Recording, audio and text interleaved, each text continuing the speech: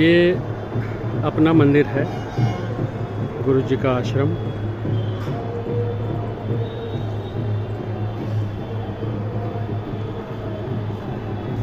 इसके जस्ट पीछे जो है प्रेम मंदिर है, ये जो कृपालु जी ने बनाया है।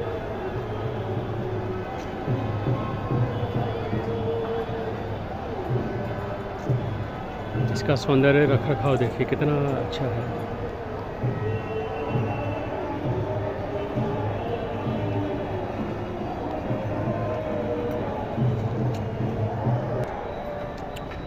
गुरु जी का आश्रम सादगी भरा है, पर यह इतनी शांति है कि यहाँ से जाने की इच्छा नहीं होती किसी की। ये सामने मेन रोड है, मुख्य मार्ग वृंदावन मथुरा का। ये प्रेम मंदिर का पीछे का हिस्सा है, जहाँ पे थोड़ी समय बाद जैसी अंधेरा होगा, ये अद्भुत लाइट का संगम रहता है, जिसमें ऐसा प्रतीत होता है कि गोपियाँ कृष्ण के साथ आज भी रासलीला रचा रही है, नृत्य कर रही है। ये हमारा गुरु जी का आश्रम है, बहुत पुराना है ये आश्रम। ये माता अष्टभुजी का मंदिर है, गुरु आश्रम चिंतामणि कुंज के नाम से। ये गुरु जी प्रांगण में अपना टहल रहे। महामंडलेश्वर डॉक्टर स्वामी आदित्यानंद जी। शेषनाग नाग की लाइटिंग स्टार्ट हो गई है। देखिए किस प्रकार यहाँ पे भीड़ उमड़ती है। सभी लोग अपना धीरे धीरे दर्शन करके उसके बाद अपने अपने स्थान को लौट आते हैं।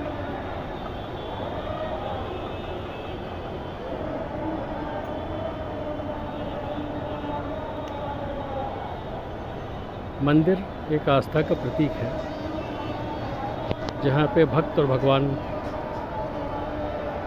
की आत्मा उसका संगम होता है। जो माने वो न माने, जो ना माने उसकी कुछ कह नहीं सकते। ईश्वर सब पे कृपा करते हैं, परंतु जहाँ पे इतनी बड़ी भीड़ में, जब इतनी संख्या में श्रद्धालु आके ईश्वर को याद करते हैं, अवश्यम भावी ईश्वर की शक्तियाँ वहाँ मौजूद रहती है। क्योंकि आप देखिए, आप जब किसी नेता को या किसी को बुलाने जाते हैं अकेले, तब वो नहीं आता। जब इतनी संख्या में भीड़ लेकर जाते हैं तो उसको लगता है कि अवश्य जाना चाहिए, क्योंकि इनके साथ इतने सारे लोग जुड़े हुए हैं। तो भगवान की आस्था भी इसी प्रकार है। हालांकि जो सच्चे हृदय से ईश्वर को कहीं भी याद करता है, ईश्वर वहाँ विराजमान होते हैं और उसकी सुनते हैं। पर इस भीड़ में मंदिर का बनाने का जो तात्पर्य रहता है, यही रहता है कि अनेक रूप में श्रद्धालु कन यहाँ पर पधार कर अपने समस्त विकार त्याग कर, किसी प्रकार का अहम वहम और कोई विचार मन में नहीं रहता जब मंदिर में हम प्रवेश करते हैं। अब उसको चाहे भय कहिए, चाहे ईश्वर के प्रति एक श्रद्धा कहिए, जिस कारण भी, परंतु मंदिर आते ही सारे विकार मनुष्य के ख़त्म हो जाते हैं।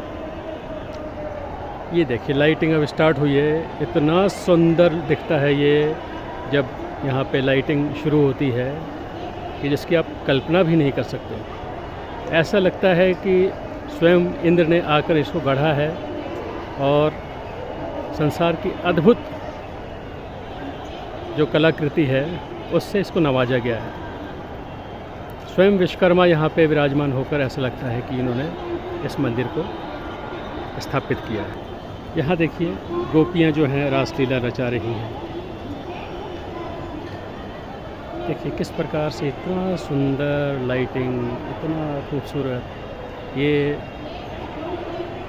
रंग बिरंगी लाइटिंग समय समय पर परिवर्तित होती रहती है। यहाँ देखिए एक प्रतीक है, जिस कृष्ण जो है गोपियों के साथ रासलीला रचाते हैं। शिव की बंसी है ये। एक बार कृष्ण जब छोटे थे वन में अकेले गैया को चराने जाते थे तो उन्होंने प्रभु शिव ओमकार जी को याद किया। वो कहा, प्रभु वन में अकेला रहता हूँ, कोई साथी ना संगी, बड़ा अजीब लगता है, एकांकीपन लगता है। तब शिव ने उनको अपनी आत्मा निकाल के दिया और कहा, जब भी इसका वादन करोगे, वंशी को उल्टा लिखिए शिव बनता है, तो बोले कि इसका जब भी वादन करोगे समस्त संसार आपकी तरह मोहित होकर खिंचा चला आएगा, आप कभी भी अकेला महसूस नहीं करोगे। और देखिए ये सचमुच में ऐसा ही होता है। जब भी वंशी बजती है व्यक्ति अपनी सुध बुध खोकर उसमें लीन हो जाता है। इतना आकर्षण, इतना मधुर स्वर रहता है वंशी का। साक्षात शिव, वंशी साक्षात शिव है।